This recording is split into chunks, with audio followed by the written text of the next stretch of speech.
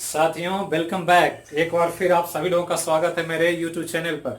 चलिए, आज हम फिर एक बार आपके सामने एक वीडियो लेकर आए हैं जिसमें हम करंट अफेयर समसामयिकी की बात करेंगे। और ये करंट अफेयर 10 मई तक हम पहले करा चुके हैं और 10 मई से आगे चलते हैं। 11 से 14 मई के बीच के जो भी महत्वपूर्ण घटनाक्रम है समसामयिकी के अंतर्गत उसी को देखें। तो थोड़ा ध्यान रखना है कि करंट अफेयर थोड़ा फास्ट बताएंगे, जल्दी जल्दी ज्यादा से ज्यादा कॉन्टेंट्स को आपके सामने लाने का प्रयास करूंगा। तो ध्यान रखना है कि करंट अफेयर में बहुत सारे घटनाक्रम अभी घट रहे हैं, लेकिन जो महत्वपूर्ण है उसकी बात करूंगा। क्योंकि आपको पता होगा कि हंस एक ऐसा पक्षी है जो दूध और पानी को मिलाकर रख दिया जाए और उसको पीने दिया जाए तो दूध को पी लेता और पानी को छोड़ देता। उसी तरह से बहुत सारे करंट अफेयर्स में से उन सभी करंट अफेयर्स को छान करके मैं आपके सामने प्रस्तुत कर रहा हूं। तो इसको देखें और एक एक पॉइंट को आप लोग याद करें या नोट्स करें। आप स्क्रीनशॉट भी ले सकते हैं, यहां पर पूरा इसमें हमने लिख दिया है और एक एक ऐसे पॉइंट्स को लिखा है जो बहुत इंपॉर्टेंट है आने वाले एग्जाम के लिए। तो चलते हैं इस लॉकडाउन में कोविड-19 के आसपास घूमते हुए भारत के राष्ट्रीय अंतर्राष्ट्रीय परिदृश्य में कौन कौन से घटनाक्रम हैं उसी को देखें। तो चलिए यहां से शुरू करते हैं। भारत का एक राज्य है महाराष्ट्र। तो महाराष्ट्र जो भारत का एक स्टेट है और ये सबसे ज्यादा आज भारत के अंतर्गत कोरोना से प्रभावित है और कोरोना से बहुत इफेक्टेड, ज्यादातर यहां पर पीड़ित संक्रमित लोगों की संख्या मिल रही है। और इसी चलते सरकार ने यहां पर एक नया स्कीम लाया है कि यहां के लोगों को एक मुफ्त में और कैशलेस बीमा कवर प्रदान किया जाएगा। मतलब ना तो इसके लिए कोई प्रीमियम देना होगा और ना ही किसी तरह के कैश भुगतान की कोई सुविधा होगी। और इस तरह से कोविड-19 के प्रकोप से लोगों को सहायता करने के लिए महाराष्ट्र सरकार ने एक कदम लिया कि वहां के लोगों को कैशलेस कवर दिया जाएगा, बीमा का इंश्योरेंस किया जाएगा और उसका प्रीमियम सरकार उठाएगी। और उससे होने वाले कोई भी संक्रमण से किसी की मौत होती है तो उसकी सारी भरपाई या बीमा का मुआवजा सरकार पूरा करेगी। तो ध्यान रखना, पहला राज्य है ऐसा करने वाला। दूसरा एक न्यूज है कश्मीर से, और कश्मीर में एक इंपॉर्टेंट प्रोडक्ट है, बहुत इंपॉर्टेंट, जिसको केसर कहते हैं। पूछता भी एग्जाम में कि केसर का उत्पादन भारत में कौन राज्य करता है, तो कश्मीर करता है, जो अब एक यूनियन टेरिटरी है। पहले राज्य था, अब केंद्र शासित प्रदेश है। केसर के बारे में अभी भी पूछा है वर्ल्ड लेवल पर बीपीएससी 66 के पहले 65th में। तो यहां पर भारत के संदर्भ में ध्यान रखना है, केसर एक बहुत महत्वपूर्ण प्रोडक्ट है और केसर को जीआई टैग दिया गया। तो GI tag geographical indication tag कहते हैं। तो एक रूप से पहचान होती है कि कौन सा प्रोडक्ट किस ज्योग्राफिकल एरिया में है। तो ये ध्यान रखना है कि जीआई टैग केसर को दिया गया है कश्मीर के लिए। तो ये ध्यान रखना है, केसर और कश्मीर दोनों जुड़ा हुआ है। अब यहां पर ध्यान देना है कि एक नियुक्ति है आईओसी, इंडियन ऑयल कारपोरेशन। तो Indian oil corporation IOC Bharat की सबसे बड़ी पेट्रोलियम कंपनी है जो पेट्रोल की आपूर्ति करती है। इंडियन ऑयल आप जानते होंगे, पेट्रोलियम, डीजल, एलपीजी सब उपलब्ध कराती है। तो ये भारत की सबसे बड़ी पेट्रोलियम कंपनी है और इसके नए चेयरमैन का चुनाव हुआ है और ये नियुक्त हुए हैं श्रीकांत माधव बैग। तो याद रखना है, आईओसी के चेयरमैन जो नए बने हैं श्रीकांत माधव बैग। तो ये ध्यान रखना है और ये भी ध्यान रखना है कि भारत की ये सबसे बड़ी पेट्रोलियम कंपनी है। तीसरा एक इंपॉर्टेंट न्यूज है हिमाचल प्रदेश से, और हिमाचल प्रदेश ने शहरी रोजगार गारंटी योजना शुरू किया है। तो जो रोजगार गारंटी योजना चल रहा मनरेगा, तो मनरेगा के तहत जो ग्रामीण क्षेत्र है उसके अंतर्गत लोगों को रोजगार उपलब्ध कराया जाता है। जो लोग इच्छुक रोजगार के लिए इच्छुक हों और जॉब कार्ड बनवा लें तो उनको साल में 180-200 दिन का रोजगार उपलब्ध कराया जाता है एक न्यूनतम वेतन पर। तो ये ध्यान रखना है कि ऐसा सिर्फ ग्रामीण क्षेत्रों में होता है, लेकिन हिमाचल प्रदेश एक ऐसा राज्य कोविड-19 के प्रकोप में एक नया योजना लाया जो शहर में रोजगार की, शहरी क्षेत्रों में जो लोगों को रोजगार चाहिए वो जॉब कार्ड बनवाएं और उनको रोजगार उपलब्ध कराएगी। और सरकार साल में 120 दिन रोजगार देगी, अगर नहीं देगी तो इनको बेरोजगारी भत्ता दिया जाएगा। और इस रूप में हिमाचल प्रदेश शहरी रोजगार गारंटी योजना शुरू करने वाला एक राज्य के रूप में भारत में पहचान बना चुका है, जिसके तहत बेरोजगार लोगों को 120 दिन का साल में रोजगार सुनिश्चित किया जाएगा। तो ध्यान रखना। तीसरा एक और अगला न्यूज है, एक इंपॉर्टेंट योजना है वन नेशन वन कार्ड। तो पहले तो इस योजना का नाम याद रखना, वन नेशन वन कार्ड मतलब एक देश में एक ही कार्ड हो। और ये card one nation one card जो है ये राशन कार्ड से संबंधित है। तो ये ध्यान रखना है, आज पूरे भारत में राशन कार्ड पर बहुत काम हो रहा है, क्योंकि कोविड-19 से जो लोग प्रभावित हैं, गरीब, मजदूर, बेरोजगार, उनको राशन कार्ड की मदद से उनके भोजन की उपलब्ध कराने की सरकार व्यवस्था कर रही है। और इसी के तहत ये वन नेशन वन कार्ड इस कोविड-19 के पहले योजनाएं थी भारत सरकार की, और इसके तहत लाया गया था कि कोई भी देश का नागरिक है तो पूरे देश में एक ही कार्ड के द्वारा उसको किसी भी राज्य में राशन उपलब्ध होगा और वो कहीं से भी राशन ले सकता है, क्योंकि सभी राशन कार्ड अब आधार से लिंक होंगे और एक व्यक्ति अपने कहीं से अगर राशन कार्ड बनवा लेता है, अगर वो दूसरे राज्य में भी है, कहीं और प्रदेश में है, तो वहां भी उस राशन कार्ड का प्रयोग करके अपना भोजन के लिए जो आवश्यक वस्तु हैं उसका वो आपूर्ति प्राप्त कर सकता है। और इस तरह ये जो कोविड-19 था, इसमें वन नेशन वन कार्ड के तहत 17 राज्यों को जोड़ने की योजना सरकार ने बनाया। तो पहला तो ध्यान रखना है वन नेशन वन कार्ड, और ये 17 राज्यों को इसमें शामिल किया गया है, जिसमें अभी 17 राज्य के नागरिक कहीं से भी देश में राशन उठा सकते हैं। तो ये ध्यान रखना है। अब यहां पर एक अंतरराष्ट्रीय न्यूज है, और यह है आर्कटिक जलवायु। तो विश्व के नक्शे पर ऊपर देखते होंगे तो ऊपर में आर्कटिक सागर है, और आर्कटिक सागर में क्लाइमेट चेंज पर, मतलब क्लाइमेट और इन्वायरमेंट के चेंज पर होने वाले परिवर्तन को ध्यान में रख करके उसके निगरानी के लिए, उसके देखरेख के लिए रूस ने, तो ध्यान रखना है कि निगरानी करने के लिए रूस ने एक योजना बनाया है, और योजना रूस का है, और उसने आर्कटिक एम उपग्रह ये नाम रखा है। एक सैटेलाइट लॉन्च करेगा, और ये सैटेलाइट जा करके ऊपर से इन क्षेत्रों का, आर्कटिक क्षेत्रों का चित्र लेकर के उसका आकलन करके बताएगा कि वहां के जलवायु का क्या प्रभाव है, पर्यावरण पर क्या चेंज हो रहा। तो ये ध्यान रखना है, कभी पूछ देगा तो ये रूस का नाम याद रखें कि रूस आर्कटिक एम उपग्रह लॉन्च करेगा, जो आर्कटिक जलवायु और परिवर्तन की निगरानी करेगा, उसकी सूचना देगा सरकार को। अब यहां पर 2-3 दिवस है यहां पर, और बहुत इंपॉर्टेंट है। एक तो 9 मई को विश्व प्रवासी पक्षी दिवस, तो माइग्रेटरी बर्ड सुनते होंगे, जैसे साइबेरियन क्रेन साइबेरिया से उड़ करके बिहार चले आते हैं पक्षी, ऐसे ऐसे हैं जो क्लाइमेट बदलता है, मौसम खराब होता है, तो वो अपने फेवरेबल कंडीशन में चले आते हैं, और बिहार में बहुत ज्यादा प्रवासी पक्षी आते हैं।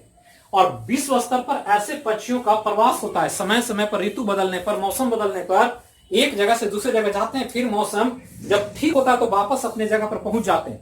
जैसे रूस साइबेरिया में बहुत ठंड पड़ती है, तो उस ठंड के समय ज्यादा ठंड से बचने के लिए वो बिहार चले आते हैं, फिर मौसम जब रूस में ठीक होता है तो बिहार से लौटकर वापस चले जाते हैं। तो ऐसे पक्षियों को प्रवासी पक्षी कहते हैं। जैसे अभी प्रवासी मजदूर पर बहुत चर्चा है भारत में, क्यों? क्योंकि यहाँ के मजदूर शिफ्ट करते हैं, रोजगार की तलाश में बिहार से भटक करके दिल्ली, हरियाणा, पंजाब, महाराष्ट्र चले जाते हैं, फिर मौसम ठीक होता है तो वापस अपने घर चले आते हैं। तो उसी तरह से पक्षी भी करते हैं, और इसलिए प्रवासी पक्षी के देखरेख के लिए विश्व स्तर पर एक 9 मई को विश्व प्रवासी पक्षी दिवस मनाया जाता है। तो ध्यान रखना है, इस महीने से जुड़ा हुआ विषय है, और इस महीने में हमने कहा बहुत सारा दिवस है, शुरू से 1 मई से शुरू किए, कई दिवस के बारे में हम चर्चा कर चुके हैं। तो एक ये, अब यहां पर ध्यान रखना है कि उत्तर प्रदेश एक राज्य, और उत्तर प्रदेश कोविड-19 के समय कई तरह के ऐप को लॉन्च कर चुका है। पिछले वीडियो में मैंने कहा था Ayush Covid app, Ayush Covid कवच ऐप लॉन्च किया था यूपी ने। उसी यूपी ने फिर से एक नया लॉन्च किया है, क्योंकि अभी हमने कहा प्रवासी मजदूरों की बहुत समस्या, और न्यूज में पूरा तरह से केंद्र बिंदु बना हुआ है प्रवासी मजदूर भारत का, जो भटक रहे हैं रोड पर, सड़कों पर, एनएच पर अपने घरों की वापसी के लिए। और घर पर जब वापसी हो जाएगी तो उस वापसी में उनको रोजगार उपलब्ध कराना, उनको भोजन सुविधा देना, उन्हें रहने के लिए आवास देना, उनके स्वास्थ्य की चिंता करना सरकार की जिम्मेदारी बन जाती है। और इस तौर पर उत्तर प्रदेश एक नया ऐप लॉन्च किया, नाम है प्रवासी राहत मित्र ऐप। तो ये नाम याद रखना है, पूछ सकता है एग्जाम में कि प्रवासी राहत मित्र ऐप लॉन्च किया किस राज्य ने, तो उत्तर प्रदेश ने, जिसके द्वारा प्रवासी मजदूरों को राहत देने का या उपयोगिता के चीजों को उपलब्ध कराने का काम किया जाए। इसके अलावा एक हमने कहा यहां पर 9 मई के बाद 11 मई, और 11 मई को भारत में राष्ट्रीय प्रौद्योगिकी दिवस। प्रौद्योगिकी पर बहुत चर्चा हो रही है, साइंस टेक्नोलॉजी पर बहुत काम हो रहा है, वैक्सीन के विकास पर काम हो रहा है, दवाओं के विकास पर काम हो रहा है, सब में देख रहे हैं आईआईटी जैसे बड़े बड़े कॉलेज काम कर रहे हैं बहुत तरीके, बहुत बढ़िया से। और इस रूप में ध्यान रखना है कि नेशनल टेक्नोलॉजी डे, राष्ट्रीय प्रौद्योगिकी दिवस 11 मई को मनाते हैं। अब यहां ध्यान रखना है कि ये इसी समय लॉकडाउन 3 जब लास्ट हो रहा था तो हमारे प्रधानमंत्री नरेंद्र मोदी ने एक नया पैकेज लेकर आया लोगों के सामने, और उस रूप में एक नया नारा दिया, आत्मनिर्भर भारत।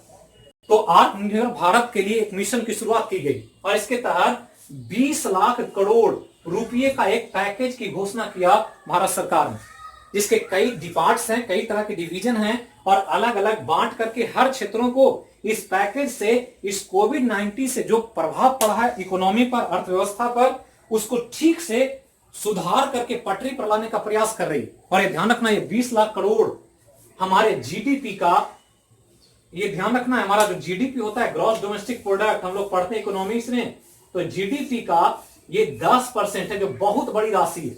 मतलब लगभग हमारा जीडीपी 200 लाख करोड़ का है और उसमें 20 लाख करोड़ रुपए सरकार ने इस पैकेज में दिया। और ऐसा देश ही नहीं, विदेशों में बहुत सारे देश अपने अपने यहां कोविड-19 से लड़ने के लिए पैकेज की घोषणा कर रहे हैं और सबसे बड़ा पैकेज जापान ने दिया। तो ध्यान रखना है कि कोविड-19 से लड़ने में सबसे बड़ा पैकेज जापान का है और जापान ने अपने जीडीपी का 21% राशि आवंटित किया है वहां की अर्थव्यवस्था को फिर से पटरी पर लाने के लिए। तो ये जापान वाला याद रखना है कि जापान अपने जीडीपी का 21%, जबकि भारत जीडीपी का 10% अपना पैकेज के रूप में घोषणा किया, जिसको हम आगे के वीडियो में अलग अलग विभाग के तौर पर भी दर्शाएंगे कि इस 20 लाख करोड़ का क्या डिवीजन है, किन किन सेक्टर में खर्च होगा। अब आगे चलें तो इसी आत्मनिर्भर भारत में एक नया नारा दिया गया भारत सरकार द्वारा या प्रधानमंत्री द्वारा, लोकल पर वोकल। तो ध्यान रखना, बहुत इंपॉर्टेंट नारा है। लोकल मतलब स्थानीय प्रोडक्ट जो यहां पर बनता है। जैसे बिहार में लिट्टी चोखा एक प्रोडक्ट है जिसको कोई नहीं पूछते हैं, लेकिन डोमिनोज पिज्जा सब खाते हैं। चाउमीन खा रहे हैं चीन का, लेकिन यहाँ के लिट्टी चोखा को भूल चुके हैं। तो इसको ब्रांडिंग करना जरूरी है कि लिट्टी चोखा भी अपने आप में एक बड़ा प्रोडक्ट है और इसको लेकर के अगर अंतरराष्ट्रीय मार्केट में जाएं तो ये लिट्टी चोखा भी डोमिनोज पिज्जा की तरह विश्व में बिक सकता है। यहाँ की जलेबी बिक सकती है। यहाँ के बहुत सारे ऐसे प्रोडक्ट हैं। गया का तिलकुट है जो ब्रांडिंग है, उस तिलकुट को अगर वर्ल्ड लेवल पर पैकेजिंग किया जाए तो वो वर्ल्ड लेवल पर अपना पहचान बना सकता है। और इसी को प्रधानमंत्री ने लोकल पर वोकल की बात किया कि स्थानीय जो प्रोडक्ट है हमारा बहुत इंपॉर्टेंट, उसको विश्व स्तर पर कैसे लाया जाए, इसके लिए हम बोलें, अपना प्रचार प्रसार करें, अपने वस्तुओं को, प्रोडक्ट को दुनिया के सामने लाएं, ताकि ये लोकल से कहां हो जाए, ग्लोबल हो जाए। ग्लोबल मतलब एक उत्पाद जो छोटे जगह पर है उसको विश्व के हर जगह पर पहुंचा देना ग्लोबल होता है। तो एक बड़ा मिशन है भारत सरकार का और यह आत्मनिर्भर भारत का एक स्लोगन है, लोकल पर वोकल, ताकि देसी उत्पाद बने ग्लोबल। तो जो हमारा अपना प्रोडक्ट है वो विश्व स्तर तक चला जाए, इसके लिए यहां पर काम हो रहा है, जिसको आगे मैं और भी वीडियो के माध्यम से आपके सामने कुछ और चीजों को समझाने का प्रयास करूंगा। अगला एक डे है 12 मई, और 12 मई को ध्यान रखना इसलिए कि अभी कोरोना जो 90 का प्रभाव है उसमें कोरोना वॉरियर्स की बात हो रही है, जो योद्धा लड़ रहे हैं, जिसमें डॉक्टर्स, नर्सेज, सिपाही कर्मी, सफाई कर्मी, इन सब का नाम आ रहा है। और इसमें सबसे बड़ी ड्यूटी नर्सेज निभा रही। और ये विश्व स्तर की नर्सों को सम्मान देने के लिए अंतर्राष्ट्रीय नर्स दिवस मनाया जाता है। ये पूछा जा सकता है आने वाले एग्जाम में, जो कि अभी नर्स पर बहुत चर्चा हुई है। और ध्यान रखना है, अंतर्राष्ट्रीय नर्स दिवस 12 मई को, जिसकी शुरुआत 1965 में हुई थी, और 1965 के बाद हर साल 12 मई को हम इंटरनेशनल नर्सिंग डे मनाते हैं। तो ये ध्यान रखना है।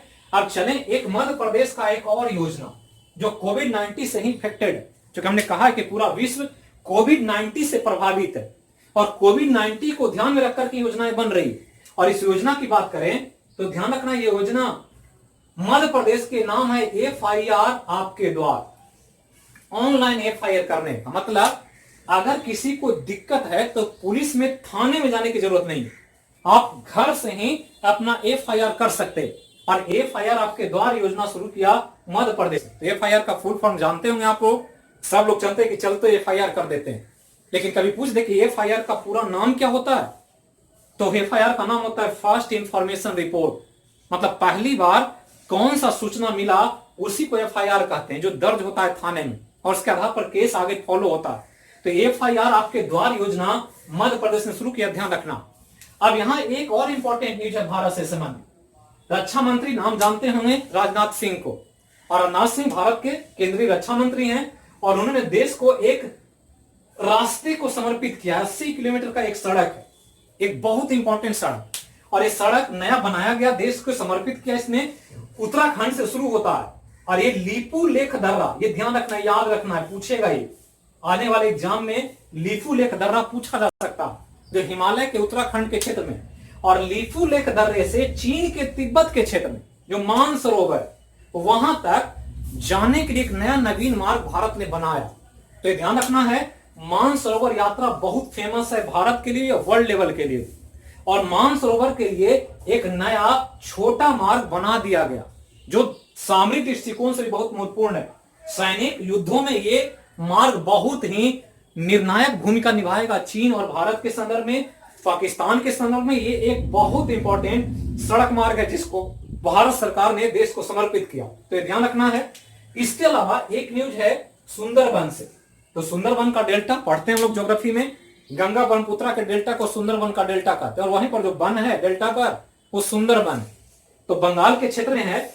और सुंदरबन के डेल्टा में बाघों की संख्या में वृद्धि होना एक अच्छा न्यूज है, क्योंकि बाघों की संख्या धीरे धीरे वर्ल्ड लेवल पर घट रही है और इसको संरक्षण दिया गया टाइगर प्रोजेक्ट के तहत।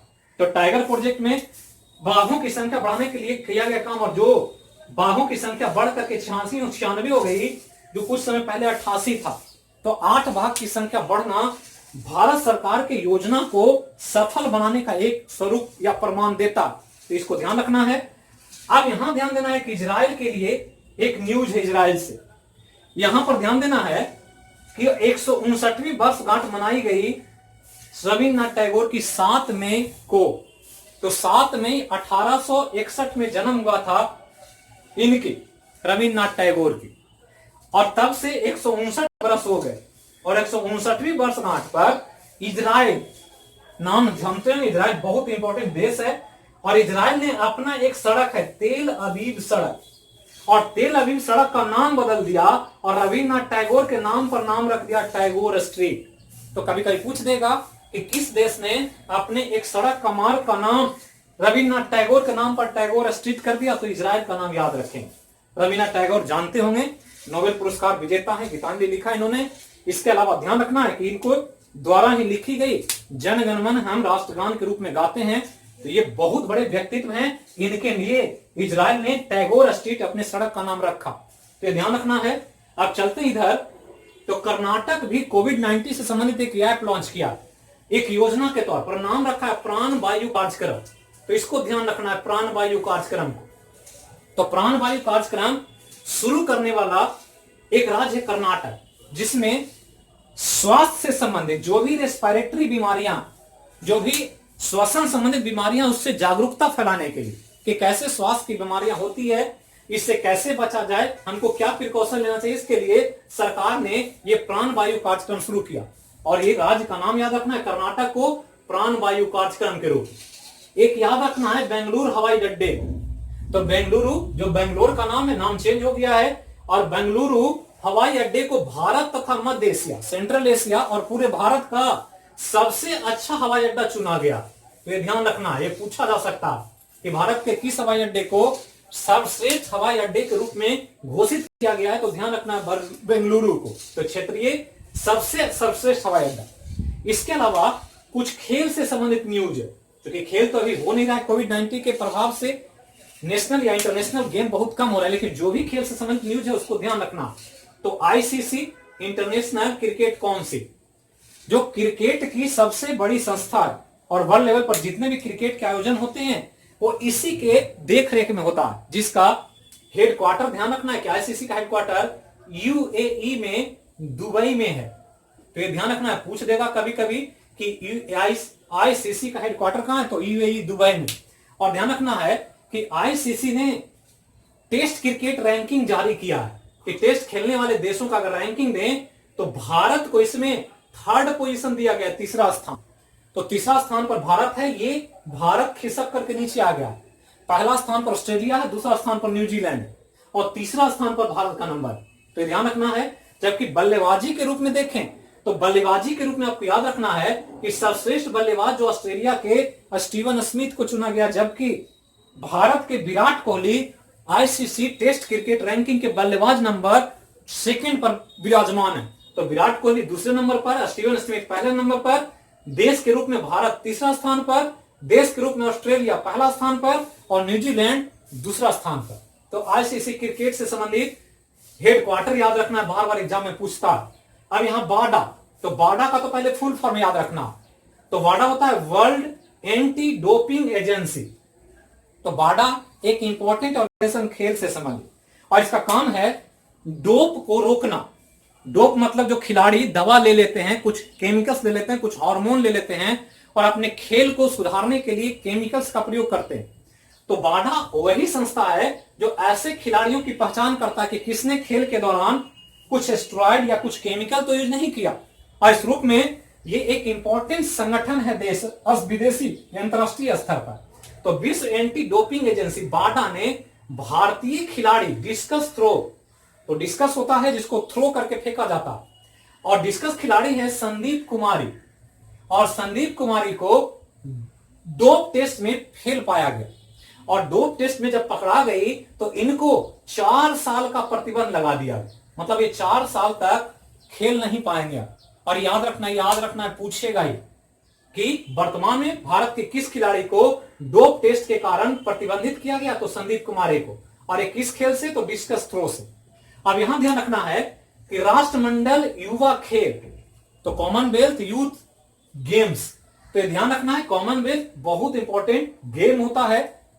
और इस रूप में इस खेल का अगला आयोजन 2023 में होगा, होना था 2021 में, लेकिन 2021 में चूंकि टोक्यो ओलंपिक का डेट बढ़ गया, तो टोक्यो ओलंपिक जो होने वाला है जापान में, उसके टाइम इसके टाइम में मैच कर गया, और इसके कारण इसका डेट बढ़ा करके ले गया। अब ये राष्ट्रमंडल युवा खेल जो होगा वो 2023 में होगा। और अक्सर ऐसे एग्जाम में पूछा जाता है कि अगला राष्ट्रमंडल युवा खेल खेला जाएगा कब, तो 2023 में। अब यहां ध्यान रखना है FIDE-Chess.com ऑनलाइन नेशन का खिताब जीता चीन ने। तो ध्यान रखना है चेस का एक चैंपियनशिप है जिसका नाम है FIDE.com ऑनलाइन नेशन का। FIDE-Chess.com ऑनलाइन नेशन का जीता चीन ने, और हराया किसको, तो अमेरिका को। तो अमेरिका को हराया और जीता चीन ने। क्योंकि ये मैच ड्रॉ रहा था, बराबरी पर छूटा था, लेकिन रॉबिन लीग मैच में जो लीग मैच होता है फाइनल के पहले, उसमें अमेरिका को ये पहले हरा चुका था चीन, और इसके कारण चीन को विजेता माना गया। तो ध्यान रखना है FIDE-Chess.com ऑनलाइन नेशन कप के विजेता चीन को याद रखना। तो यही आपका 11 से 14 मई का एक महत्वपूर्ण करंट अफेयर जो समग्र हमने आपके लिए कलेक्ट करके छांट करके हंस की तरह लाकर आपके हमने परोस दिया। अब काम है आपको इसको पढ़ना, याद रखना, स्क्रीनशॉट आप ले सकते हैं, लिखने की कोई जरूरत नहीं है। यहां हमने लिखा है नैम, नॉन अलाइन मूवमेंट कहते हैं, गुट निरपेक्ष आंदोलन। इसके बारे में मैं अगले करंट अफेयर में विस्तार से चर्चा करूंगा, क्योंकि नैम का एक वर्चुअल समिट हुआ है इसी महीने में 4 मई को, जिसमें प्रधानमंत्री ने वीडियो कॉन्फ्रेंसिंग से भाग लिया। तो नैम बहुत इंपॉर्टेंट है भारत के लिए, विश्व के लिए। यूएनओ के बाद यह दूसरा सबसे बड़ा संगठन है। क्या है नैम, क्या इसका स्वरूप है, इसका सब डिटेल में चर्चा करूंगा अगले करंट अफेयर के वीडियो में। तो इसको देखें साथियों, जो पहली बार देखते हैं वीडियो को जरूर चैनल को सब्सक्राइब करें। सब्सक्राइब करने आपको कुछ लगता नहीं है, कुछ लॉस नहीं होगा, मेरा उत्साह बढ़ेगा, मनोबल बढ़ेगा, मैं आपके लिए और अच्छे से वीडियो प्रस्तुत कर पाऊंगा। कमेंट बॉक्स में जरूर कमेंट लिखें और ज्यादा से ज्यादा लोगों को शेयर करें, जोड़ने का प्रयास करें एच रोशन यूट्यूब चैनल से। जो नवजीवन कैंपस, टीपी गुप्ता सर, ये सब टीम का ही एक पार्ट है। इसको आप देखें और ज्यादा से ज्यादा लोगों तक पहुंचाएं, ताकि हम दूर दराज ग्रामीण क्षेत्रों में लोगों के साथ जुड़ सकें और लोगों के साथ अपना एक छोटा सा प्रयास शेयर कर सकें। तो थैंक यू, फिर मिलेंगे अगले विषय में अगले वीडियो के साथ।